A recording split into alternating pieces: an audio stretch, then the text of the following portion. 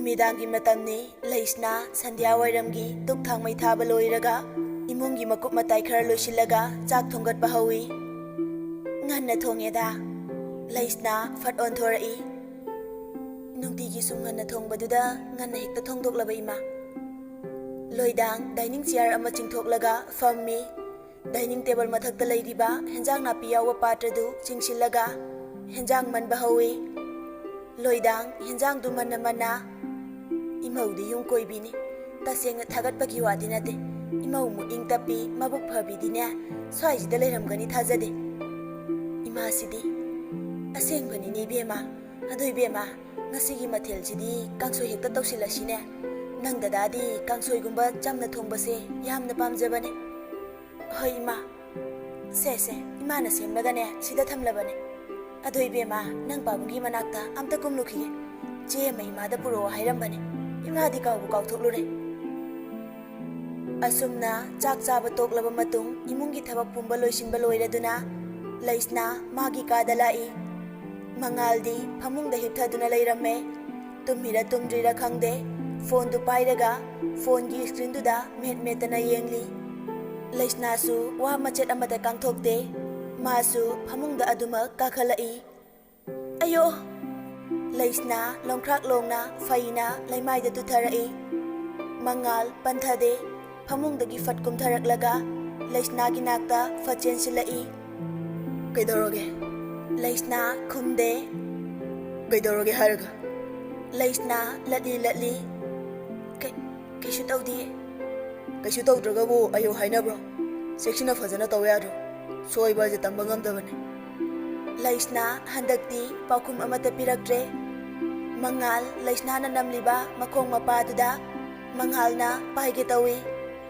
Laisna masadu fat haidokhi ayo masire mangal haifet noklaga se piro ayengbi anam kan mije dasayam lakpane yarani kaisi tawde mangan khol khara kalapna piro haibani ne yengbi harga Laisna wakhalda kailay unarazana masisina minum siyam lay bitapta pagti pagtana drama gayam heri ngasidi swai sidara nabra swai je Laisna suklaga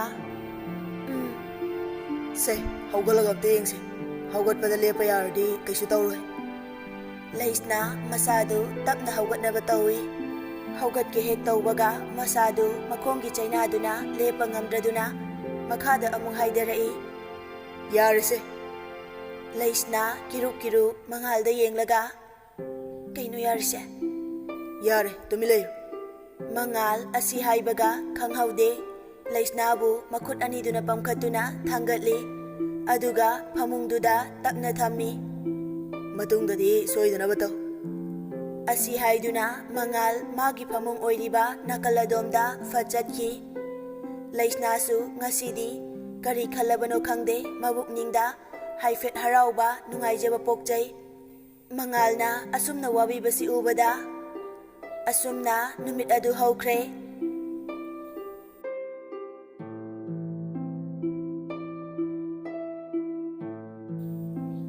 somdana nganba magi pukning wakal animak joina takraba posak amagum machet tana kaikre Ningamdaba sauningba kayana masa pumba wakal amata thokidre Karino aigi punsida thokliba thaudoksibo wakal gi tayona bada uriba saktam masibo masibu karamba mapugi nongdam kholda aina kayagi matik thajarubi aigi thawai makni khanjaribi mahakna asumna oiramgani haiba ai thajarude ningjaruba asage ona taina bahiramda Aibu karigi puri bana he daibang semba mapu karigi wahale aibo asu wabu polo mama ikok thaksida karigi puhan biri masibu aigi karamba iralgi dandiro ibungo kaidore nganba makhut namana tarakliba mapidubu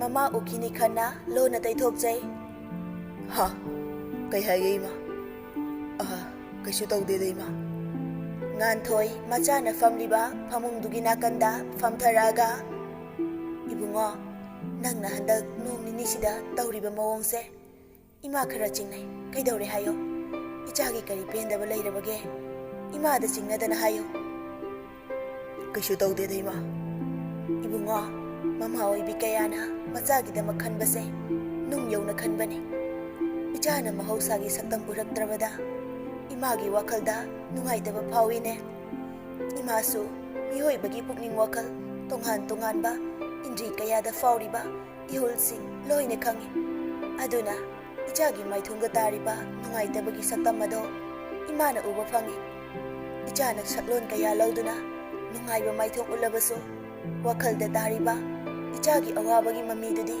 imana pumna makhangi nganba kaplaga ima nasanadi asamagi makada magi mafamda pause tamlage haina lakmane adubu wakalgi onat ainabada thoklare ngasidi aina tawgadabase karino ai khangdre ima nasagi punsi khongchat lamuknare ngasidi aina thanggadaba khongta aina chatgadaba lambi ai ngasidi khangdre ima nganthoi kaplaga machabu mathada konsinbiraga ibungo se kapkano ichagi damak ima leirine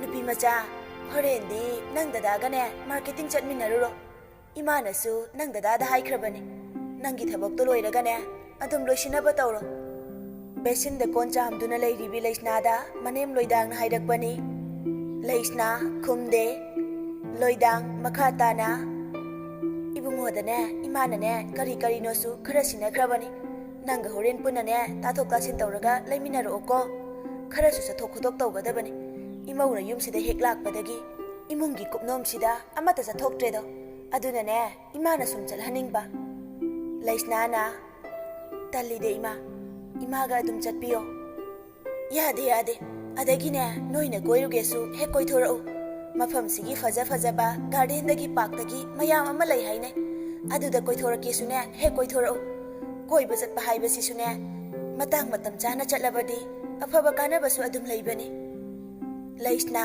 kon chamlibadu ngaihak lepi aduga manemda onsilaga hairei ima ai talida koiba chatpasisu ai ka hena pamde aduna imaga dadaga oina ngaihak sathopiruro yade aidi yare na laurabani ko horene orai parai tawrapaga yara pare tawjaro na thaudu asi hairamduna fathokre loidangdu leisnasu kolik singdu ningthina chamba loiraduna magi kada laktuna phamungda famthaduna wakal tauri leisna murum solaga kaino baina tawdu sibo hauji ngarangi ikairingi sida imana amu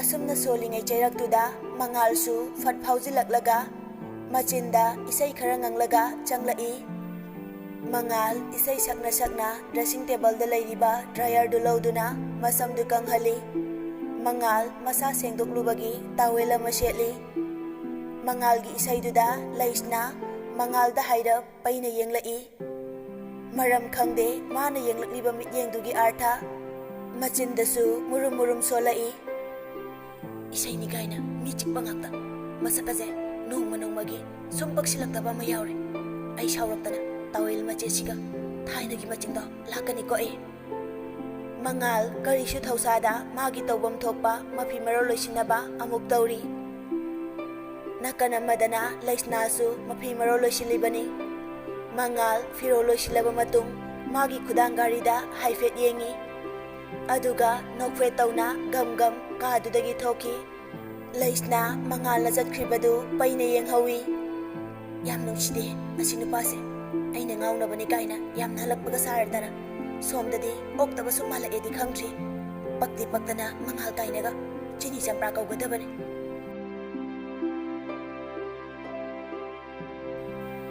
kai haibano yare thamo horen kono wari sanarsi madugi wafam do herdi thabakki belu khangdana sel du khak yenglaga thabak tawrdi khudi thibase masana taba yare thamo asi haiduna nganba phone du kakre sir mapanda sir ga unagi haiba mi amala thajinjaro ora sir Kana, masa khangro? Khangde sir, anauba oina ui. Phare thajilo. Phani sir. Ai amta changjarake yabigadro aikhoi sar nganbabo. Langshinbiro. Nupa adu chihar amada famthai aduga makha taraduna hairei. Nahangi wafamdubo sir na kari khaliba. Nganba noklaga Ai arembada matam manghanba famde. Aigi oinadi achumbada thabak oina tawbani. nupa adu karemnana Haisina takpadi aikhoina sargi wafamda haijaribado sarna neglect tawi haibanine. Ngaikhone khanduna yengune noisu. Ngasi nong makamdana asuk pikraba aikhoigi state Manipur sida quality control tawduna changluba oirubana pairuba thabak khudingma ngasi kari oire. Masi afawa thabak natena khale. Aduna aina khoina hairibado ayaba ngamloi. Oh, sargi se aikhoida direct hekta singnabagi wanine. Fai kaisu kaide. Hainabada yanagadra tawne yanadragadi yadabagi thokpa tawtabnine. Sargi mathakta minister CM leiri haibasi sarji ningsing drama le. nganba sauna fukhugalaga Hey, kaino ngangida. Nangna pangangda ngangwa yaw mira isa. Noina CM takera amma takera. Noina taning bataw. Maduda ina kigadaba nate. Achum makidama ai lekone. Yare lengo. Kanada miga wari sanabagi matam leite ngoda. nupa aduna Fai kaisu kaide. Adom na kayam ngamba aduga CM na kadai fau power legi haibado yengnaba taridana. Goodbye. asumna karemnana nupa adu thokre nganbasu singnaba amagi wakhalda laihawi.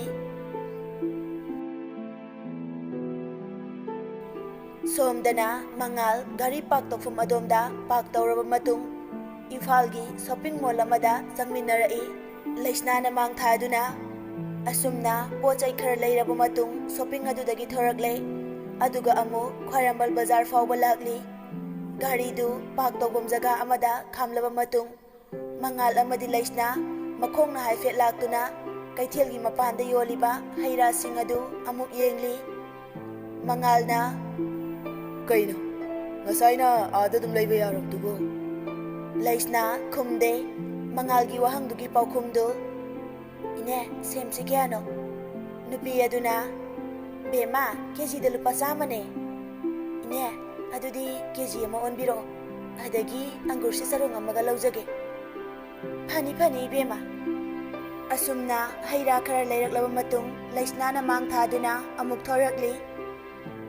Gari manungni gari thauba hawi mangal Ada dum leiba yabaduda wathi warim tawdana. Laisna nokfe tawna aidi mahausadagi sigumbadagi adum leijare aduna moidagi oina leiba pamba. Mangal wa makha tarakidre handakti asumna mangal amadi laisna gari du thauduna lakli.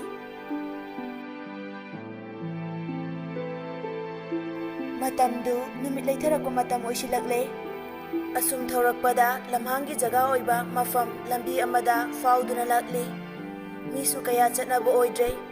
Makhoina thauriba gari adudagi baga laukalaktuna mangalgi garigi mamangda fat khamjilaki gari amana. Mangal garigi brake tu khangfa fai aduga amaromdasu makhoyi mamangda khamjinduna leiriba barna adudagi nupa ahum mari kumtharaklaga mangal bu thoro haibagi mawongda ingit pirai.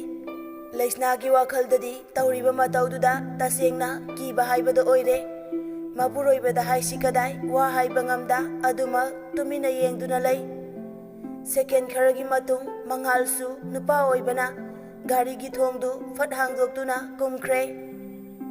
Kaino igi lambi thinglide. Wahai adu mangalna hairakpani. Nupa singdugi marakta amana sakakna hairai. Nanglo mangal haise.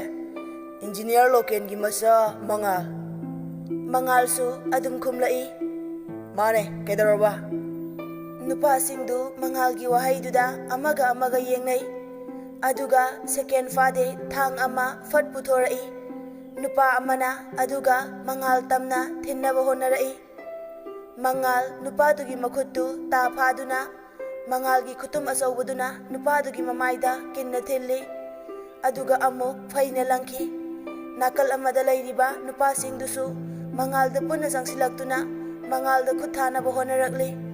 Mangal nupasingdubu amamamta oina khut thaduna phaina phaina langki. Khanghaude leiramba nupasingdu upsinba yaw sujinba yaw tawduna chaina khangli. Somdana tawribasingduda laisna masadu tasengna kire. Wa machet amada kangthokta tawribasing adu yengba nattana upai leikhide. Laisna gari gi thongdu hangdoknaba hotnari. Ngasai kai khangludabani laisna mahakki mapuroibana gari gi thongdu lok torami haibasi. Mangalna minai masa soinaw loina mingonda hatkina honare. Mi amada yengthibagi wakal. Si koksi thadoknaba slogan kaya lauduna bhavta na honare. Kanaroi tasengna kanaroi khang. Noigumba kanado mire mayamsina loi mangthoklabana iramdamse. Paisa khaktagi khanba soibagi hainabidi leitaba. Paisa adugi mayaina mibu hatpa ngamba wakal mi macha. Asumna mangalna nakalamada onsinduna hairingai chairak aduda nakandagi nupa amana sekli hawalaklaga thang ama puthokduna mangalgi nakta sensilaklaga thangduna mangalbu thinki. Mangal thilaiba nupaduda mitkhana yengduna makut nakalamana nupa adubu kinna thinjinki. Nupa adu chaina khangba ngamdraduna makhutuna mamaidubu pairi. Panthade mangal mangonda thiliba thang adu makhutna mana satoktuna nakalamada fatlang thoki. Aduga chaina khangliba nupadugi nakta fatchaklaklaga nupadu mamaya mit khangda mangalgi kutum asawbaduna hanjin thinjinli. Maidai masa hoiraga adu wakal chenba. Asi haina nupadubu phujili. Nupa adusu khangba ngamdra male wanthakre. Mangal masada thangna thinkhibagi chaina amata fawkhidre ngangduna hairai. Tunglomdagi nongmai ama satoraklaga nupasingduda em tawduna hairai. Yam thuna chatkra natradi ai khutta loina hattani. Chala nathuai maningdradi mafamsi thadoklaga. Asumna nupasing adu gari tongduna gari du thaukhre. Mangal laisnada onsinduna amuk yenglai. Masadu ihing sarabani. Adu moinamak mangal laisnada yengjaraga nokfe tawrai. Khanghaude mangal noklamba maithong adu fat hanjin khiduna laimaida haitharai. Laisna mangalgi mataududa pakhatpana loire. Laisna garigi thongdu safu kanna hangdoknaba kanna hotnari. Dada asumna laisna upaya matauduna garigi thongdu hangdoktuna kumtharaktuna yam thuna chensilai mangalgi manaktamna. Dada kaino dada na tawbiribasibo natti dada se hawgalo dada kaigino dada na sumai tawrisibo se hawgalo dada. Laisna ingagi kallaba nongum safu kana chenthariba ising chaibi amagum lepa leitana sintharakli. Laisna gi milu anidagi pirang singadu ai dada na sumai tawbase ai yengba ngamdi se hawgalo dada ngasi aingoda dada na ulibasi karino ai dada da haigadaba hangadaba wahang mayam ama laidi se hawgalo dada. Asumna laisna sintharakliba mapi adu mangalgi mamaida pop tarakli. Mangal makhuttu haifet lenglakli. Laisna kaplambadagi jap leplaga mangalgi makhuttubu chejet paisinduna mangalgi maithongda yenglai. Mangal tapna mamit ani adu wiri pangthoklaga. Laisna dada kashi tawrose doctor sase dada kana lege aigi dada amukta kanbiyo kana lege aikoigi mateng amukta pangbiyo.